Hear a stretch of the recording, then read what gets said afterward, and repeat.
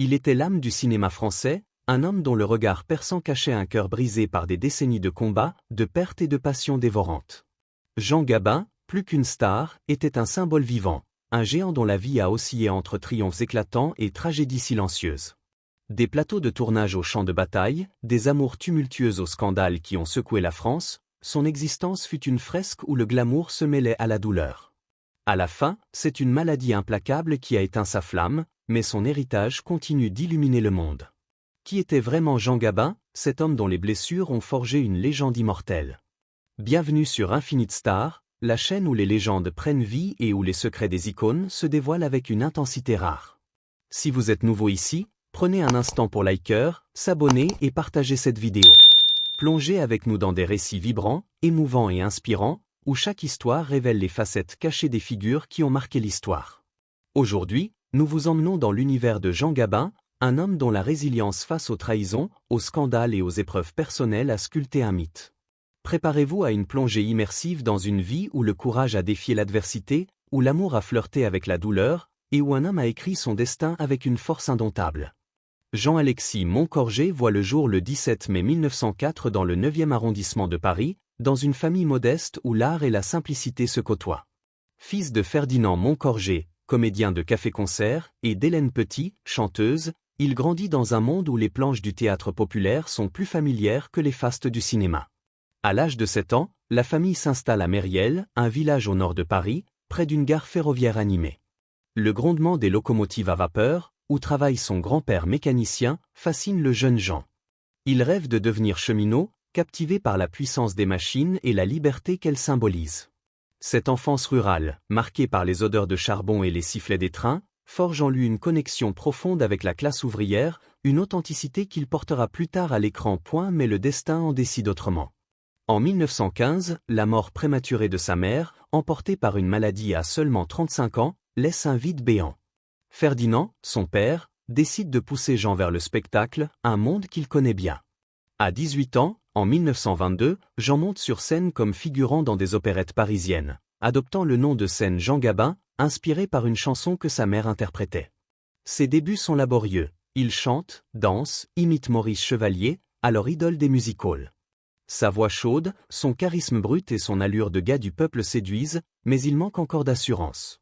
En 1925, une tournée au Brésil avec une troupe de théâtre marque un premier tournant. Malgré l'échec financier du projet, l'expérience l'endurcit. De retour à Paris, il décroche un rôle au Moulin Rouge, où ses performances commencent à attirer les regards.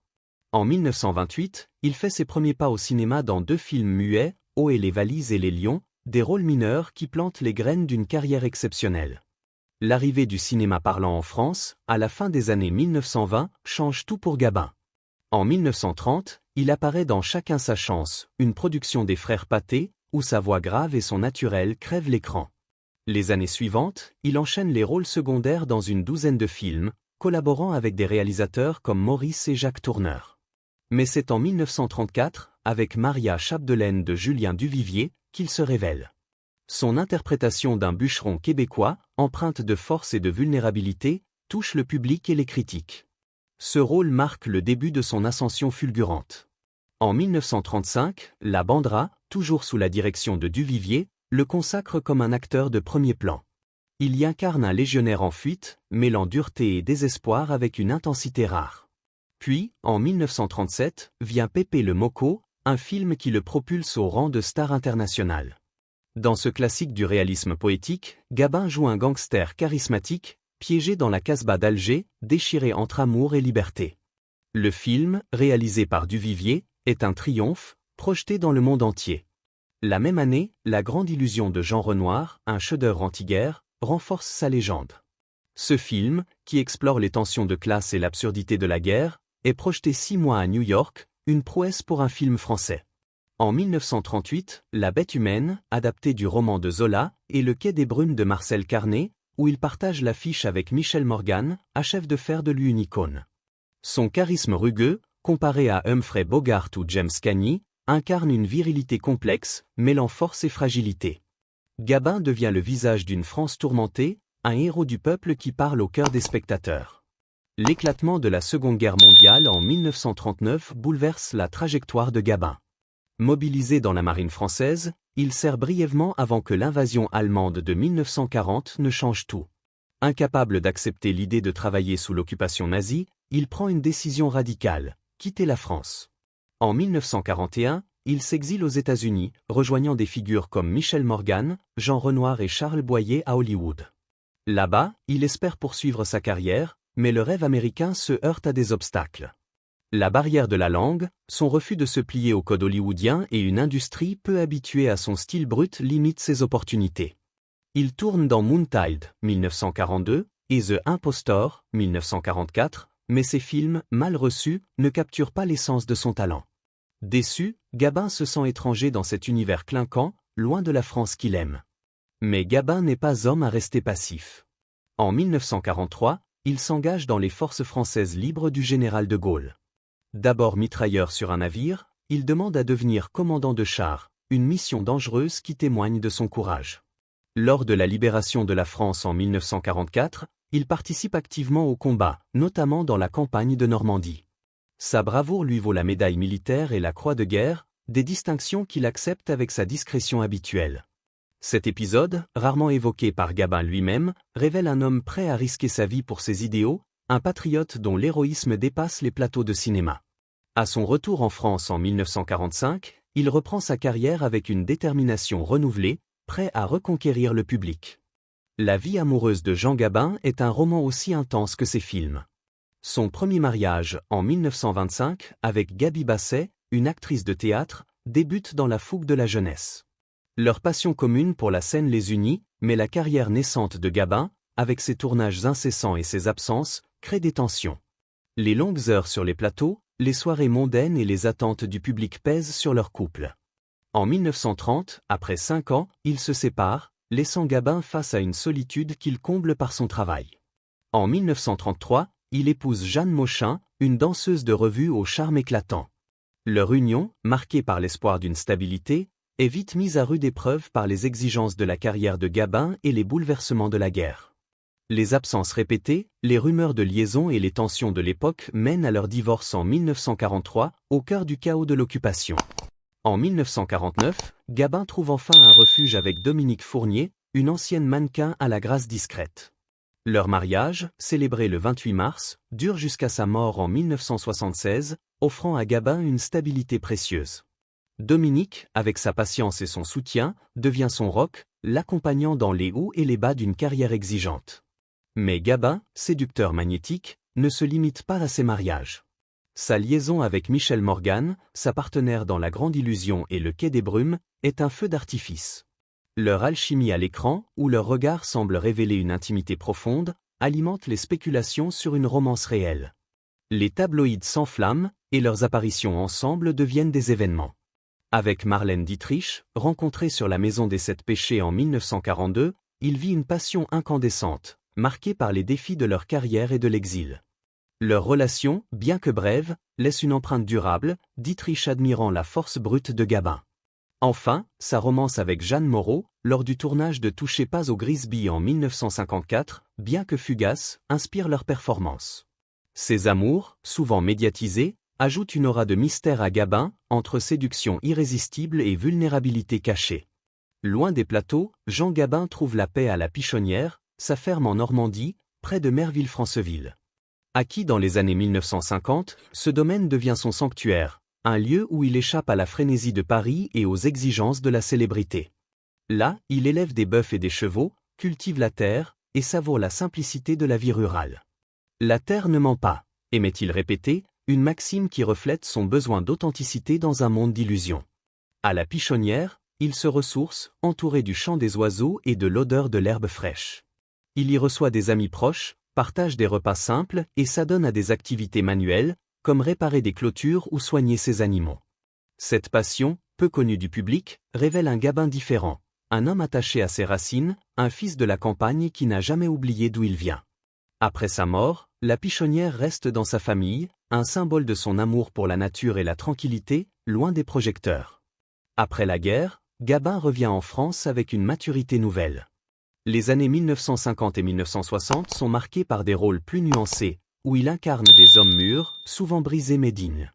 Dans Touchez pas au Grisby, 1954, il joue un gangster vieillissant, cherchant à se retirer, un rôle qui reflète sa propre quête de paix.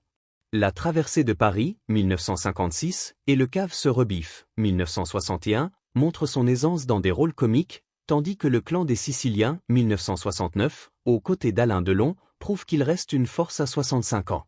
Sa collaboration avec des réalisateurs comme Jean-Pierre Melville ou Henri Verneuil enrichit son répertoire, et son charisme, désormais teinté de mélancolie, touche une nouvelle génération. Gabin, avec son regard intense et sa voix rauque, devient le symbole d'une masculinité complexe, à la fois forte et fragile. Sa vie personnelle, stabilisée par Dominique, lui permet de se consacrer pleinement à son article. Leur maison à Neuilly devient un lieu de répit, où il reçoit des amis comme Lino Ventura ou Jean-Paul Belmondo. Mais Gabin reste un homme secret, évitant les mondanités. Il préfère les discussions franches autour d'un verre de vin aux soirées parisiennes. Cette période, bien que glorieuse, est aussi marquée par des doutes.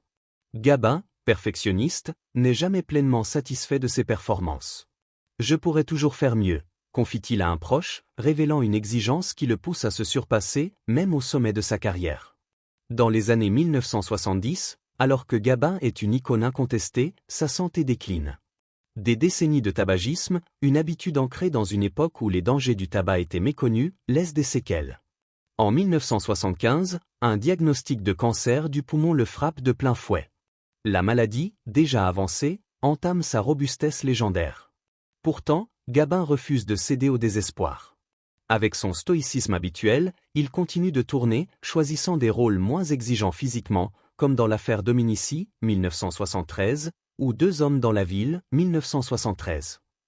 Ses performances, bien que marquées par une fatigue visible, restent puissantes, empreintes d'une gravité nouvelle. La vie est une longue route semée d'obstacles, mais c'est la force de les surmonter qui compte, déclare-t-il dans un rare moment de confidence. Cette phrase devient son mantra face à la maladie. En privé, il se retire de plus en plus à la Pichonnière, où il trouve du réconfort auprès de Dominique et de ses animaux. Sa stature, autrefois imposante, s'amenuise, mais son esprit reste indomptable. Il refuse de parler de sa maladie, préférant la discrétion à la pitié.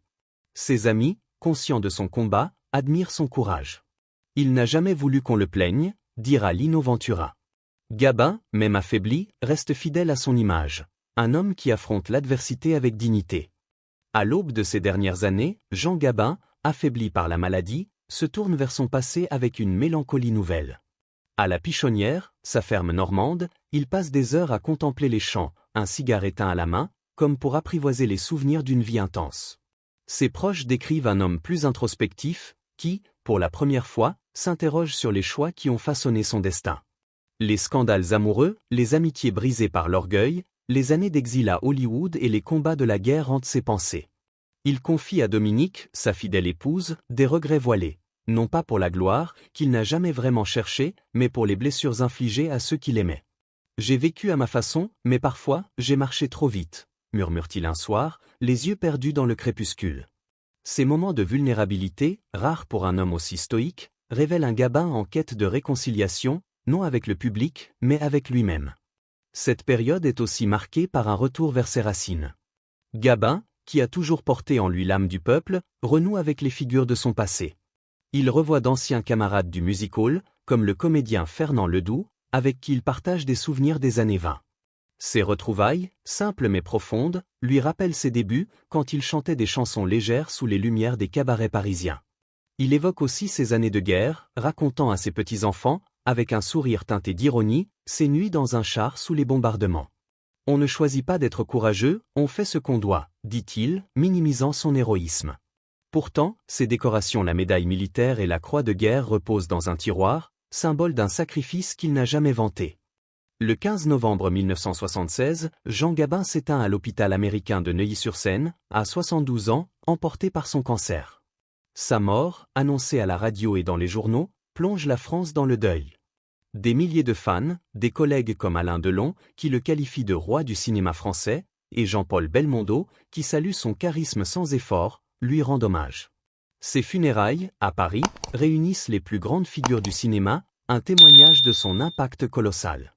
Gabin n'était pas seulement un acteur, il était l'incarnation d'une France à la croisée des chemins, entre tradition et modernité, entre rêve et réalité. L'héritage de Jean Gabin transcende les décennies.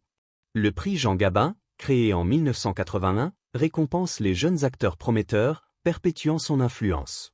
À Mériel, un musée dédié à sa vie et à sa carrière attire les admirateurs.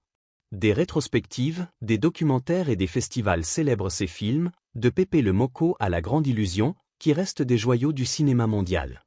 Sa ferme, La Pichonnière, reste un symbole de son amour pour la simplicité, tandis que son engagement pendant la guerre inspire encore. Gabin a prouvé qu'on peut être une star sans perdre son humanité, un héros sans oublier ses racines. Sa vie, marquée par la résilience face aux scandales, aux pertes et à la maladie, est une leçon. Même dans les moments les plus sombres, la force de caractère peut écrire une légende. Qu'en pensez-vous?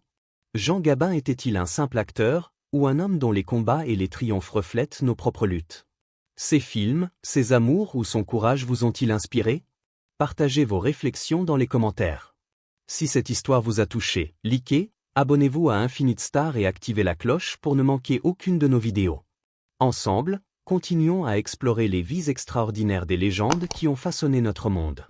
À bientôt pour une nouvelle plongée dans l'infiniment étoilé.